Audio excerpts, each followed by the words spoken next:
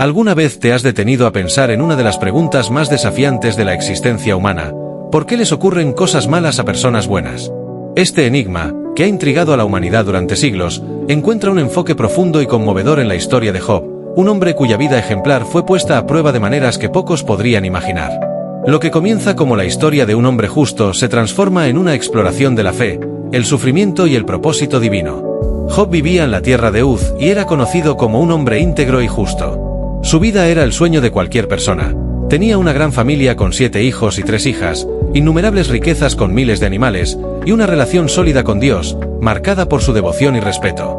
Su rutina incluía incluso orar y ofrecer sacrificios para purificar a sus hijos, por si acaso hubieran pecado en secreto. En resumen, Job era el hombre más grande y respetado de todo el Oriente. Sin embargo, en el cielo ocurría algo que Job no podía imaginar. Satanás, conocido como el acusador, se presentó ante Dios y cuestionó la fidelidad de Job, argumentando que su piedad solo existía debido a las bendiciones y protección divina que había recibido. Satanás propuso un desafío audaz: si Job perdía todo lo que tenía, seguramente maldeciría a Dios. Dios, confiando en la integridad de Job, permitió que Satanás lo pusiera a prueba, con la única condición de no quitarle la vida. Lo que siguió fue un día devastador en la vida de Job. En cuestión de horas, llegaron mensajeros con noticias catastróficas. Sus bueyes y asnos fueron robados, sus sirvientes asesinados, un fuego del cielo consumió sus ovejas, ladrones caldeos se llevaron sus camellos, y lo más doloroso, un viento derrumbó la casa donde sus hijos estaban celebrando, matándolos a todos. Job, destrozado por el dolor, rasgó sus vestiduras y se rapó la cabeza, pero, en lugar de maldecir a Dios, se postró en el suelo y lo adoró. Dijo: «El Señor me dio y el Señor me quitó, bendito sea el nombre del Señor». Pero las pruebas no terminaron ahí. Satanás volvió a retar a Dios, afirmando que si Job sufría físicamente, entonces sí renunciaría a su fe. Dios permitió una nueva prueba, y Job fue afligido con llagas dolorosas desde la planta de los pies hasta la cabeza. Incluso su esposa, al ver su sufrimiento, le sugirió que maldijera a Dios y muriera, pero Job se mantuvo firme, diciendo: «Aceptaremos el bien de Dios y no el mal». En medio de su angustia, llegaron 3 amigos de Job, Elifaz, Bildad y Zofar, con la intención de consolarlo. Al principio, se sentaron en silencio con él durante 7 días, respetando su dolor.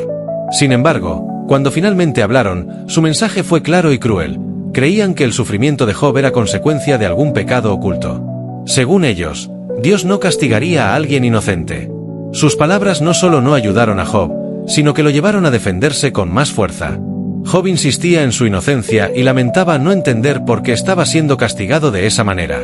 El diálogo entre Job y sus amigos se convirtió en una confrontación prolongada, donde ellos repetían que debía arrepentirse de un pecado que no había cometido, mientras Job clamaba directamente a Dios por respuestas. En su desesperación, Job expresó su deseo de tener un mediador entre él y Dios, alguien que pudiera abogar por él. A pesar de sus dudas y sufrimientos, Job nunca renunció a su fe.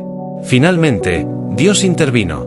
Desde una tormenta, respondió a Job, pero no con las explicaciones que él esperaba. En cambio, Dios lo llevó a reflexionar sobre la vastedad y complejidad de la creación. ¿Dónde estabas cuando puse los cimientos de la tierra? Dímelo, si sabes tanto.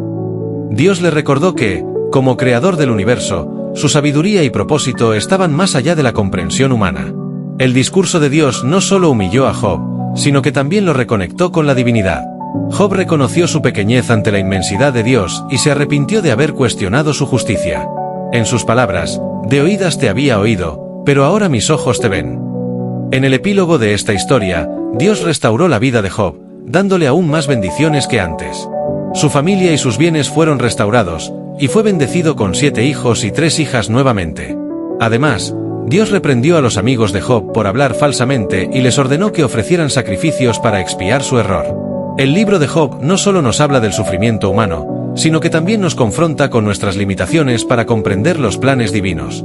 Nos recuerda que incluso en medio del dolor más intenso, Dios tiene un propósito que trasciende nuestro entendimiento. Desde una perspectiva cristiana, el libro de Job también apunta hacia el mensaje del Nuevo Testamento. El sufrimiento de Job refleja, en cierto modo, el de Cristo, quien también enfrentó pruebas extremas y clamó a Dios en su momento más oscuro. Así como Job no entendió el propósito de su sufrimiento en el momento, la muerte de Jesús en la cruz parecía un misterio hasta que su resurrección reveló el plan de salvación para la humanidad. La historia de Job nos inspira a enfrentar las adversidades con fe, a buscar a Dios incluso cuando parece distante, y a confiar en que, aunque no comprendamos el porqué de nuestras pruebas, éstas tienen un propósito mayor.